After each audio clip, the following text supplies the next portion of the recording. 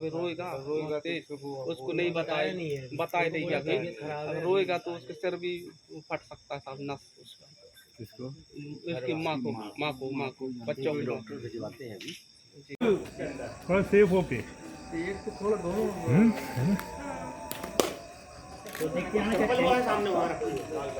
No news only views.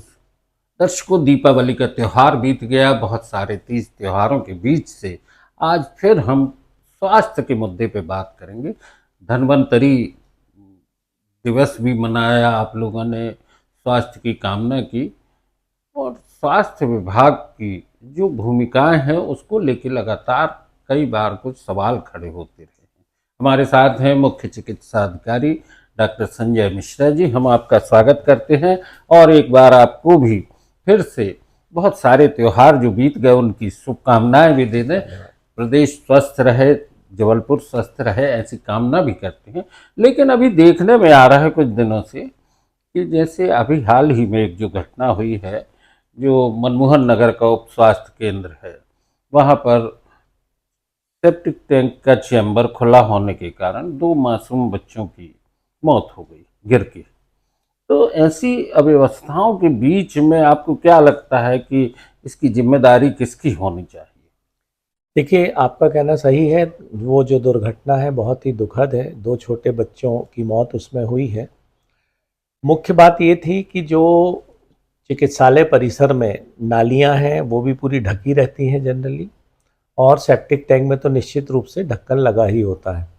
अभी 17 तारीख से 2 अक्टूबर तक, 17 सितंबर से 2 अक्टूबर तक जो अभियान चला था, उसमें जो हमारी संस्थाएं थी, जो जैसे नगर निगम है और गांव में नगर पालिका या ग्राम पंचायत है, उनको एक दायित्व भी दिया गया था कि वो कैंपस की, खासकर अस्पतालों के कैंपस की सफाई भी करना है। तो जैसा वहाँ के प्रभारी ने मुझे बताया कि 20 तारीख को सफाई के लिए टीम आई थी, और चूँकि नालियों के ऊपर और जो सेप्टिक टैंक के ऊपर जो ढक्कन थे वो काफ़ी वजनदार हैं, सीमेंटेड हैं, सीमेंट के बने हैं, तो उसको हटाने के लिए वो छोटी जेसीबी मशीन का उपयोग करके उन्होंने वो सब ढक्कन हटाए, सफाई अच्छे से की उन्होंने। और उसके बाद कुछ ढक्कन ढके, कुछ ढक्कन नहीं ढक पाए समयाभाव के कारण। उन्होंने अगले दिन या अगली बार इसको बंद करने के लिए बोला। उसके बाद ये बंद नहीं हुए तो जो प्रभारी हैं उनका कहना है कि उन्होंने नगर निगम को इसकी सूचना भी दी, तो उन्होंने बताया कि अभी वर्कर्स कम हैं, दिवाली के बाद हम बंद कर देंगे। तो ये बड़ा दुखद है और कहना चाहिए अनफॉर्चुनेट रहा कि उसी दौरान ये घटना घट गई। निश्चित रूप से जो सफाई कर्मचारी हैं अस्पताल के, वो सफाई का कार्य वहाँ करते हैं। उससे हमने जब पूछा तो उसका कहना था कि सर वो ढक्कन हम लोगों से अकेले उस ऊपर रख नहीं सकते हम लोग। ये जो बच्चे हैं वो शायद बाउंड्री वॉल के बाहर खेल रहे थे और शायद उनकी बॉल तो मिली नहीं, लेकिन उनका कहना था शायद बॉल अंदर आई हो। उनको ऐसा शक हुआ कि बॉल बाउंड्री वॉल के अंदर आई है। करीब 5.5-6 फुट ऊंची दीवार 10 साल और 12 साल के जो बच्चे हैं वो पार करके दीवार पे चढ़े। आश्चर्यजनक तो है बिल्कुल, क्योंकि दीवार के पीछे भी काफ़ी दूर तक बड़ी घनी झाड़ियाँ हैं, मतलब वो झाड़ियों में से कूदते फांदते दीवार तक आए, फिर बाउंड्री वॉल पे चढ़े। और जैसी शंका लग रही है कि जो सेप्टिक टैंक का मुंह था उसके ऊपर एक पतली सी जाली थी, बस ढक्कन तो हट चुका था। तो मुझे लगता है, और वहाँ भी ऐसा बताया जा रहा था कि दीवार से एक बच्चे ने पहले सीधे कूदा, वो तो सीधे उस जालू के ऊपर कूदा। जाली तो बहुत ही कमज़ोर थी, तो वो जाली के जाली टूटते हुए वो बच्चा सीधे सेप्टिक टैंक में गया। उसके भाई ने जब देखा कि वो सेप्टिक टैंक में गिरा है, तो वो भी मुझे लगता है उसको बचाने के लिए ही उसने प्रयास किया होगा, और उसमें वो भी सेप्टिक टैंक में गिर गया। काफ़ी देर तक वो बच्चे नहीं दिखे, तब थोड़े ढूंढा लोगों ने, फिर उनको लगा कि यहाँ ना गए हो अंदर, देखा तो वहाँ चप्पल पड़ी थी। सभी को सूचित किया, सभी अधिकारी, नगर निगम, स्वास्थ्य वगैरह वहाँ पहुँचे और फिर उनको निकाला, वहाँ से उनके शव को निकाला। हादसा था, हो गया, लेकिन लापरवाहियां जो हुई हैं, जिनके बारे में ये कहा जाए कि आप एक सफाई अभियान पर निकले हैं और उसके बाद अगर आपने वहाँ सफाई की है तो वहाँ पे ऐसे क्षेत्र जहाँ पे कि कभी कोई दुर्घटना हो सकती है, उन जगहों पर कहीं ना कहीं आपको वो सारी व्यवस्थाएं करना जरूरी होता है। दोस्तों, उत्साह में बहुत कुछ होता है और लापरवाहियों में त्योहार के बाद काम करने जैसी जो आदतें हैं वो ऐसी घटनाओं को अंजाम दे देती हैं। वैसे भी देखा जाता है कि शासकीय स्वास्थ्य केंद्रों में आमतौर पर सफाई की व्यवस्थाएं नाकाफी रहती हैं। तो क्या लगता है आपको, स्टाफ की कमी है या स्टाफ है या काम नहीं होता या उनकी मॉनिटरिंग होने में कहीं परेशानी आती है? देखिए, क्या होता है कि स्वास्थ्य संस्थाओं में उपकरण हो, फर्नीचर हो, डॉक्टर्स की संख्या हो, अन्य स्वास्थ्य कर्मचारियों की संख्या, सफाई कर्मचारियों की संख्या, एक IPHS नॉर्म्स होते हैं सरकार के। उसमें ये निश्चित किया गया है कि कितने पलंग के अस्पताल में कितने सफाई कर्मी रहेंगे। जैसे मनमोहन नगर के लिए 5 सफाई कर्मी अलॉटेड हैं। वो शिफ्ट में ड्यूटी करते हैं क्योंकि 24 घंटे ड्यूटी रहती है, तो वो अपने हिसाब से उनकी ड्यूटीज़ कराते हैं। निश्चित रूप से उतने बड़े अस्पताल के लिए 5 कर्मी कम हैं, लेकिन जो शासन ने नॉर्म्स निर्धारित किए हैं उसके हिसाब से वो बराबर उसी संख्या में थे। इसलिए एक कर्मचारी जिसको उनका सुपरवाइज़र बताया गया है, जैसा बताया प्रभारी ने, तो उसकी ड्यूटी होती थी मॉनिटरिंग करने की। तो उसको ही इसलिए सबसे पहले उस परसों रात में जो कार्यवाही की गई वो उसी पर की गई कि उसको वहाँ से हटाया गया कि भाई उसने ध्यान क्यों नहीं दिया कि जो हमारा सेप्टिक टैंक है वो ढका नहीं है। उसके बाद फिर जो हमारे प्रभारी भी हैं, क्योंकि वो मुखिया हैं उस संस्था के, उनको भी हमने नोटिस जारी किया है और जवाब मांगा है 3 दिन में। तो निश्चित रूप से घटना तो दुखद है और वैसे भी देखिए डॉक्टर्स की कमी है, कर्मचारियों की कमी है, और उसमें यदि हम किसी को हटा दें, उसको यदि मान लीजिए निलंबित कर दें, तो जो वहाँ प्रभारी हैं वो आँखों के डॉक्टर हैं और उन्होंने पिछले 1.5 महीने में वहाँ आँखों की जांच की बड़ी सुविधा एकत्रित कर ली है और करीब से कम 25 से 30 मरीज वो रोज़ देखते हैं। तो एक नई सुविधा चूँकि उस अस्पताल में शुरू हुई है, तो अभी हमने उनको एक नोटिस जारी किया है, उसके जवाब आने पर फिर देखेंगे कि क्या कार्यवाही करना चाहिए। अभी आपने कहा कि स्टाफ की कमी, डॉक्टर्स की कमी, ये सारी स्थितियाँ, इतने सारे जबलपुर संभाग है, आप मुख्य चिकित्सा अधिकारी हैं, तो लगभग कितने डॉक्टर्स की कमी है जबलपुर? देखिए, अभी जितने डॉक्टर्स के पद यहाँ पर स्वीकृत हैं, पूरे ज़िले की यदि मैं बात करूँ, तो ज़िले में ही स्वीकृत पदों की तुलना में करीब अभी तक 55 से 60% पद भरे हैं। बाकी करीब 40 से 45% पद आज भी खाली हैं।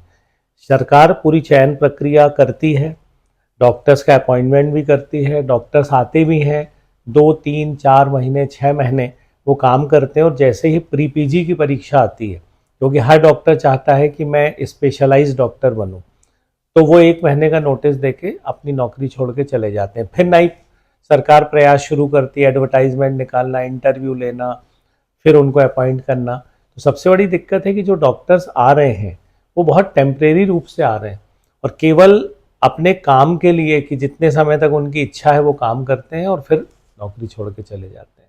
इसका कोई स्थायी समाधान कभी लगता है आपको होगा कि नहीं? मुझे ऐसा लगता है कि ये डॉक्टर्स PG करने के बाद फिर निश्चित रूप से गांव में जाने के इच्छुक नहीं होते। शहर में डॉक्टर्स की अधिकता है निश्चित रूप से, तो इसलिए आज भी जो गांव में हमारे डॉक्टर्स का अभाव है, सरकार बहुत अच्छे प्रयास कर रही है कि नए नए मेडिकल कॉलेज खोल रही है। जो पुराने मेडिकल कॉलेज हैं जिनमें 100 सीटें थी वहाँ 150 कर दी, जहाँ 150 थी वहाँ 200 और 200 की 250, जैसे जबलपुर मेडिकल कॉलेज। यहाँ पर 150 सीटें थी, आज की डेट में MBBS की 250 सीटें। तो सरकार अपनी तरफ से प्रयास कर रही है कि ज़्यादा से ज़्यादा डॉक्टर उपलब्ध हों, जिससे कम से कम वे गांव में जाने के लिए तैयार हों। ये एक बड़ा मुद्दा आता है दोस्तों कि डॉक्टर्स की कमी। सरकार प्रयास कर रही है, स्वास्थ्य विभाग लगातार इस दिशा में काम भी करना चाहता है, लेकिन डॉक्टरों की अपनी आगे की पढ़ाई और फिर उन गांव और छोटे छोटे स्वास्थ्य केंद्रों में जाने से बचने की जो कोशिशें हैं, इससे सरकार की स्वास्थ्य योजनाओं पर सवाल खड़े हो जाते हैं। स्टाफ की कमी की बात सामने आ जाती है। अभी जो चर्चा चल रही थी आपसे हमारी, तो इसमें आपने एक चर्चा की आँखों की। अभी दीपावली के समय में एक आँख वाला भी मुद्दा सामने आया, कार्बन गन से कुछ लोगों की आंखों पर असर पड़ा, बच्चों की आंखों पर। तो ये इस मामले में क्या सामने आया आपके? देखिए, जो कार्बाइड गन का उपयोग देखने में आ रहा है, प्राथमिक रूप से वो एक आवाज़ उत्पन्न करने वाली गन जैसी होती है, जिसको लोग कई बार पाइप से खुद भी बना लेते हैं और इसका उपयोग अपने खेतों में पक्षियों को भगाने के लिए, जानवरों को भगाने के लिए उसमें वो बारूद भरते हैं और बारूद भरने के बाद उसमें आग लगा देते हैं। तो वो सामने की तरफ से तेज़ी के साथ गन जैसे आग निकलती और आवाज़ बहुत ज़ोर से होती, तो जो पक्षी बैठे रहते हैं, जो फसल को नुकसान पहुंचाते हैं, वो भाग जाते हैं, जानवर भी भाग जाते हैं। अब इसका उपयोग पहली बार अपने क्षेत्र में देखने मिला कि ये दिवाली में भी गन का उपयोग किया जा रहा है। अब इसमें जो पाउडर का उपयोग करते हैं, वो जो बारूद का उपयोग करते हैं, वो गन पाउडर जो होता है जिसका उपयोग करते हैं, आग लगाते हैं, तो वो जब फूटता है तो उसके कण जो है वो लोगों की आंखों में जाते हैं। वैसे दूसरे फटाकों से भी ऐसा होता है, अनारदाना हुआ, फुलझड़ी हुआ, बम हुए, लेकिन इससे क्या होता है, ऊपर जो छेद जहाँ से भरता रहता है बारूद, कई बार वो जब अच्छे से कंप्लीट नहीं हुआ उसका जो बर्स्ट होना, तो लोग क्या है उसको झांक के देखते हैं कि अंदर क्या है। जैसे लोग फटाका कई बार फूटता नहीं तो उसके पास जाते हैं, तो उसी समय वो ब्लास्ट हुआ। इससे जो पार्टिकल्स हैं, ये पार्टिकल्स आँख में यदि जाते हैं तो आँख का जो कॉर्निया है, अपनी जो अपन को एक ट्रांसपेरेंट लेयर दिखती है आँख में, उसमें जाके वो इकट्ठे हो जाते हैं। तुरंत तो उसमें कोई नुकसान दिखाई नहीं देता, लेकिन धीरे धीरे उस स्थान पर वो लेयर की फाइब्रोसिस होने लगती है और वो अपारदर्शी हो जाती है, जिससे उस व्यक्ति को दिखना बंद हो जाता है। तो इसलिए आंखों के डॉक्टरों का कहना है कि अभी असर नहीं दिख रहा है, लेकिन 1-2 महीने बाद उसकी रोशनी कम होते होते समाप्त हो जाएगी। जबलपुर में ऐसे कितने बच्चे थे जिन पर ये असर हुआ? जो हमको सूचना मिली थी पहले कि 15 लोगों को असर हुआ, फिर हमने डॉक्टरों से संकलित की जानकारी, तो लास्ट में जाके कार्बाइड गन से जो प्रभावित लोग मिले वो 2 लोग मिले। दोनों का इलाज हो चुका है, डॉक्टर्स ने उनको जो भी बताया है, लेकिन मेरी उन डॉक्टर से बात हुई तो बोले अभी तो उन लोग ठीक हैं, लेकिन अब देखते हैं आगे कि इसका दुष्प्रभाव कहाँ तक जाता है, क्योंकि इससे अंधत्व होने की भी एक संभावना होती है। दोस्तों, छोटी छोटी सी लापरवाहियां आपको कहाँ पहुंचा देती हैं, ये इस बारे में आपको समझने की ज़रूरत है। वो स्वयंसेवी संस्थाएं जो सफाई करने निकलती हैं, उनको उन गड्ढों पे कहीं ना कहीं जो उन्होंने हटाए थे उनको ढांकना चाहिए। और आप अपने बच्चों को जब उत्साह के साथ दीपावली में पटाखे देते हैं तब भी आपको ध्यान रखना होगा, क्योंकि बारूद कि एक चिंगारी आपके बच्चे की रोशनी छीन सकती है। ये एक बड़ी चिंता की बात भी है। लो न्यूज़ ऑनली व्यूज़ पर आज की चर्चा यहीं तक। डॉक्टर साहब बहुत बहुत धन्यवाद। धन्यवाद।